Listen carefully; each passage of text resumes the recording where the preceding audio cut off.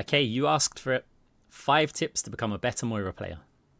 Look, let's keep this simple. There's a million guides out there telling you all the different ways that you can play Moira and how each one is effective, but let's go back to level 1 and focus on the easiest things you can do to improve your rank and get better at playing Moira. Number 1. Be active.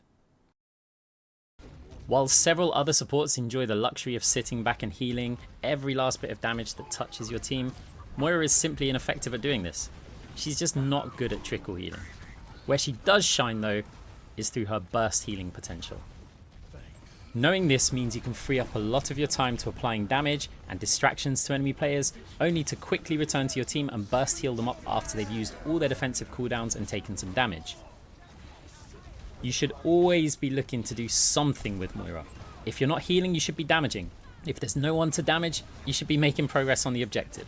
If there's no progress to be made, then you should be scouting or repositioning, or simply anticipating the next possible moves and preparing for them.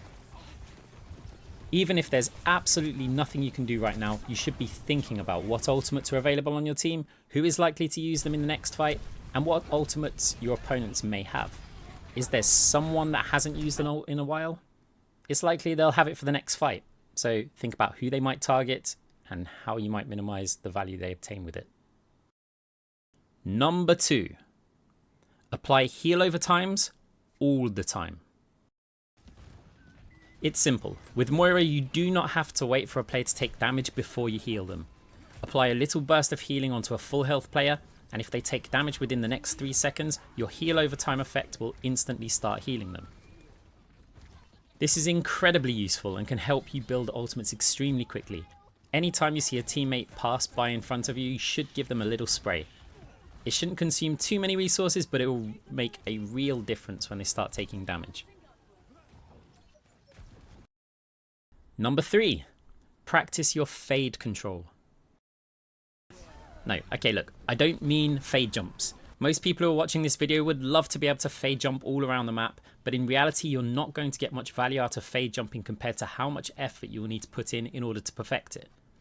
Instead, you should be focused on your fade control on the ground. The difference between pulling off a clean fade escape or bumping into walls and not being able to control your character in those critical moments could be the difference between you getting chased down by that enemy diva or being able to survive and continue to provide value for your team. Try out this exercise to find out where your fade control is really at. So go to custom game, click create, click settings, click heroes, click Moira, go to the fade cooldown time, set it to 0%, back, go to maps, select none, scroll down until you find King's Row, set on, back, start. King's Row has lots of narrow corridors that you can practice fading through.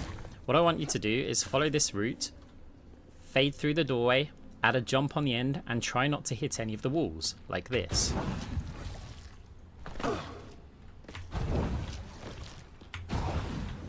Just keep fading through and adding a jump.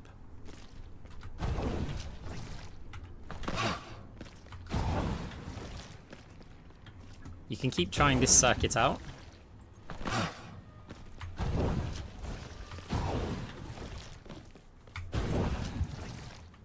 And then we can add some changes.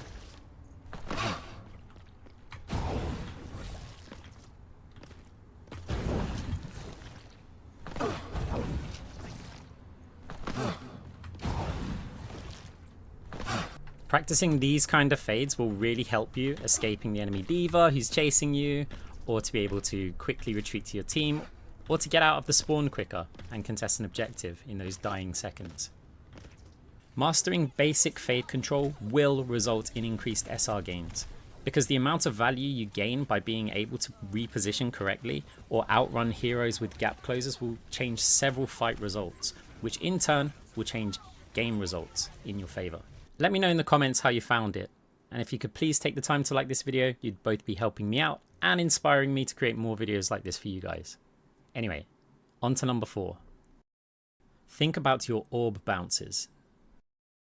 Throwing a damage orb directly at an enemy is okay. You may fly past them, dealing 30 to 40 damage or so, but the real value is when the orb bounces back behind them and they don't see it coming. Suddenly that 30 to 40 damage becomes 100 to 150 as they do not realise it's coming back at them and they don't get out the way. Taking that extra second to think about what you are aiming at when you fire your orb and how it's going to affect its bounce trajectory is key to maximising your value. Another important factor is to anticipate movement routes. For damage orbs, is your opponent likely to move forwards or backwards? Can you get your orb to travel in the same direction as they are going to go so that it sticks to them for longer? Healing orbs. Can you create heal zones where the orb is going to fly through your team once and then also get a return trip where it can heal them a second time? You can also lock an orb inside a small room to provide a small area heal zone, and these are incredibly strong, so look out for them. Lastly, number 5. If your team aren't cutting it, take matters into your own hands. We've all been there. You sit behind your team and put out crazy heal numbers, but your team just aren't pushing forwards or making any progress. In this situation, you have very little to lose. You know that if it continues like this, you're just going to lose the game. So what can you do about it? Well, you could try a hero swap, of course, but this is a Moira guide, so let's focus on what we could do with her. Try and channel your inner crazy. Fade through behind the enemy team into a position with reasonable cover. Next, and this is important, let them know that you are there. Attack them with your grasp. If multiple players are within range, attack them all, and then try to take them for a run. The principle behind this approach is simple. Firstly, you were losing anyway. Secondly, if you attack enemy supports and they attack you back, then both teams are missing out on heals in the front line. So for now, you're equal with your opponents. If their second support starts healing the support that you're attacking, then their front line is getting no healing, and they will struggle to beat yours that still has one support healing them. If you attack a DPS and they attack you back, they have reduced damage on the front line, and therefore your team needs less healing in general. If you have multiple players attack you, then your team actually has a numbers advantage on the front line for as long as you can survive. So your goals are either to distract as many players as possible for as long as possible, or to get a kill, and at least the fight is equal. Often this will not work and your team will see you do this and blame you for the loss, but as long as you know why you attempted this kind of play, then who cares what they think? It's your SR. However, a play like this can change the fundamental dynamics of a fight. Your team may be struggling in that 5 vs 5 because of team compositions or a difficult choke point, but a 4 vs 4 or 4 vs 3 could be a completely different story, and you may find that your team is able to break through an area that they were previously struggling with. Just give it a try. The definition of insanity is to try the same thing over and over and expect different results. So do something different. And some of these lost games will certainly become wins because of it. Anyway, if you want to see more quick tips for Moira, there's plenty of stuff on the rest of my channel, and of course, don't forget to subscribe. That way you won't miss anything. I'm Marks. See you soon.